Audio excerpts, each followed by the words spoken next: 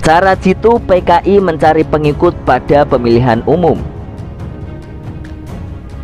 Di luar citra buruk yang telah kita ketahui tentang sepak terjang PKI atau Partai Komunis Indonesia, PKI tergolong sebagai partai yang sukses sebelum diberangus pada tahun 1965. Kejayaan PKI sejak pemilu tahun 1955. Ketika itu PKI mencapai urutan keempat dalam pemilu setelah PNI, Masumi dan PNU. Sukses menempati 39 wakil di kursi DPR dan 80 wakil di konstituante. Dari catatan sejarah tersebut muncul pertanyaan, mengapa banyak yang memilih PKI di tahun 1955?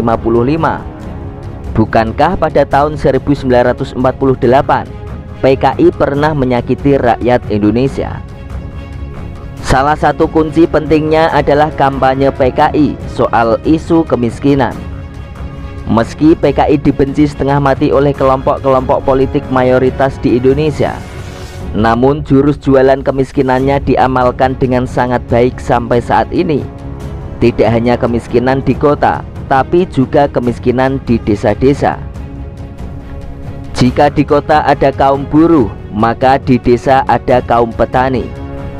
Karena kemiskinan mereka, dua golongan itu potensial jadi pemilih PKI dalam pemilu. PKI sendiri punya lambang palu dan arit.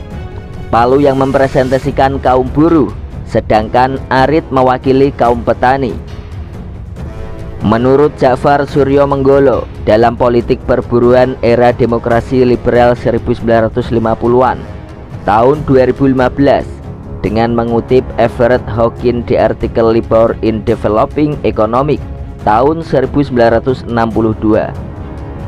Kaum buruh adalah golongan miskin di Jakarta. Upah mereka sangatlah rendah. Sementara itu pada tahun 1953 terjadi kenaikan harga bahan pokok. Tidak heran jika pada era 1950-an tunjangan hari raya atau THR sudah mulai diperjuangkan oleh kaum buruh. Ada dua cara atau dua metode PKI dalam mencari suara pada pemilu. Yang pertama adalah jualan isu kemiskinan.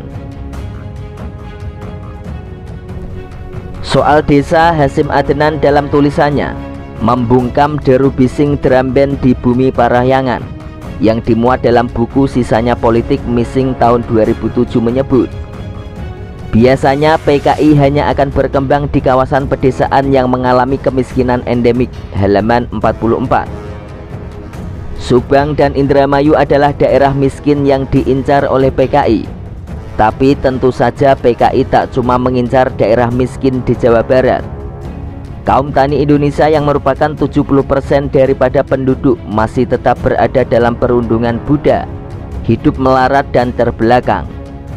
Di bawah tindasan tuan tanah dan lintah darat, kata Ahmad Dipa alias Dipa Nusantara Aidit, ketua CCPKI, dalam pidatonya yang berjudul Jalan ke Demokrasi Rakyat Indonesia. Aidit juga menambahkan, kewajiban kaum komunis yang pertama-tama ialah menarik kaum tani ke dalam Front Persatuan Nasional, tambah Aidit dalam pidatonya. Lebih lanjut, Aidit juga menjelaskan bahwa kaum komunis harus mengikis sumber-sumber penderitaan petani. Kewajiban yang terdekat daripada kaum komunis Indonesia ialah menyampaikan sisa-sisa feodalisme, mengembangkan revolusi agraria, anti-feodal, menyita tanah tuan tanah, dan memberikan tanah tuan tanah dengan cuma-cuma kepada kaum petani, terutama kepada kaum tani tak bertanah dan tani miskin sebagai milik perseorangan, ungkap Aidit.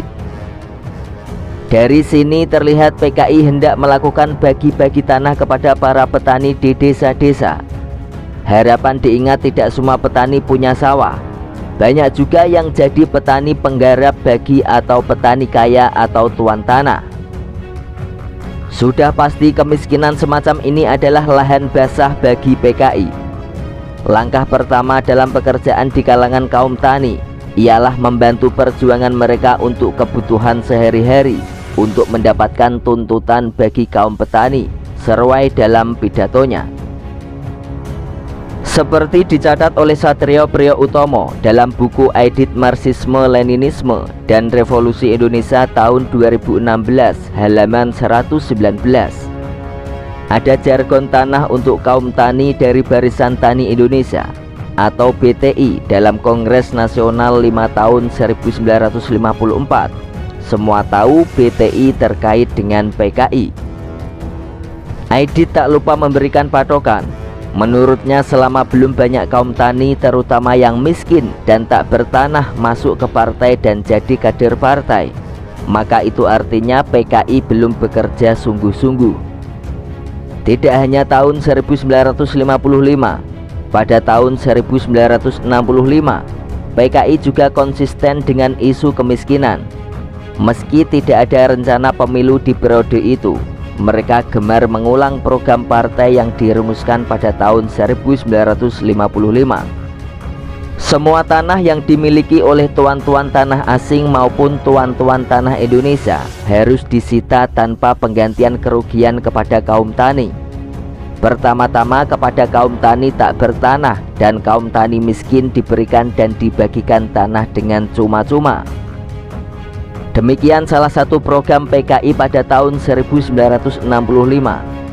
Tentu saja tidak semua orang setuju dengan ide PKI yang tidak pernah terwujud ini.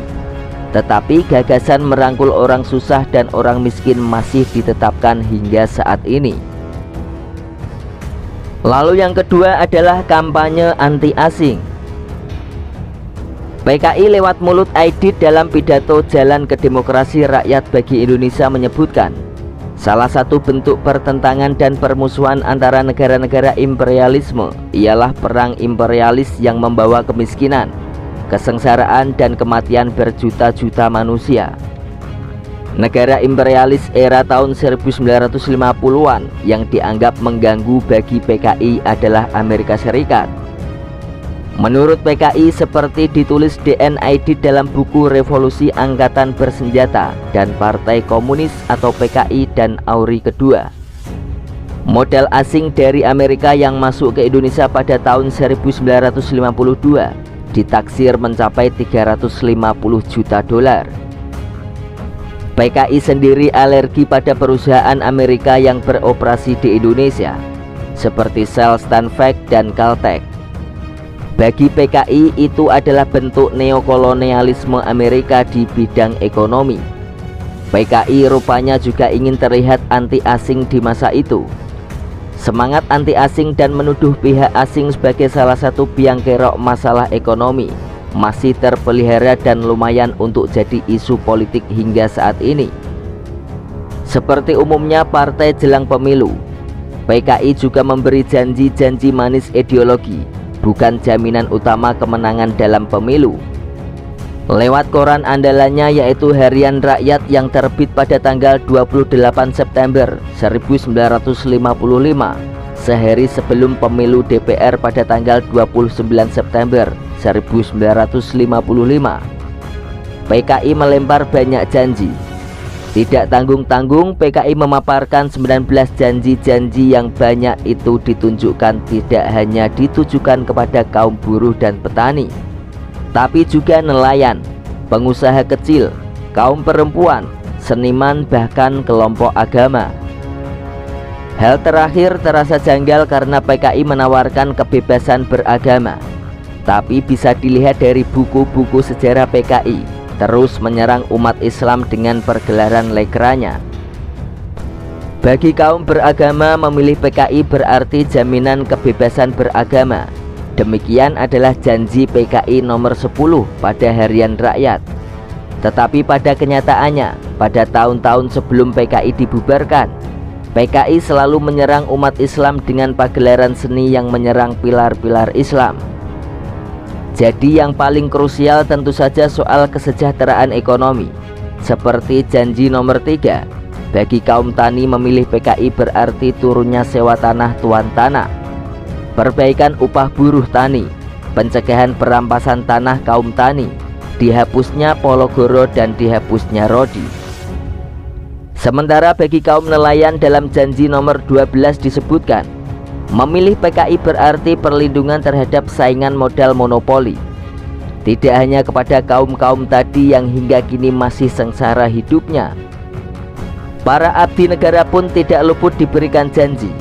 Bagi para prajurit polisi dan pegawai negeri lainnya, memilih PKI berarti dijamin hak-haknya dan perbaikan gaji. Begitulah bunyi janji nomor 4. Jurus berjanji ala PKI semacam ini masih diterapkan hingga sekarang. Siapa yang tidak suka gajinya diperbaiki agar lebih besar, apalagi kalau ditambah tunjangan-tunjangan. Bukan tidak mungkin banyak PNS, TNI dan Polri yang akan memilih PKI jika macam ini janjinya. Itulah sekelumit pembahasan tentang cara jitu PKI mencari pengikut. Semoga informasi ini bisa memberikan wawasan kepada kita semua. Terima kasih sudah menonton. Jika kalian suka video ini, berikan like dan subscribe. Jangan lupa bagikan kepada teman-teman.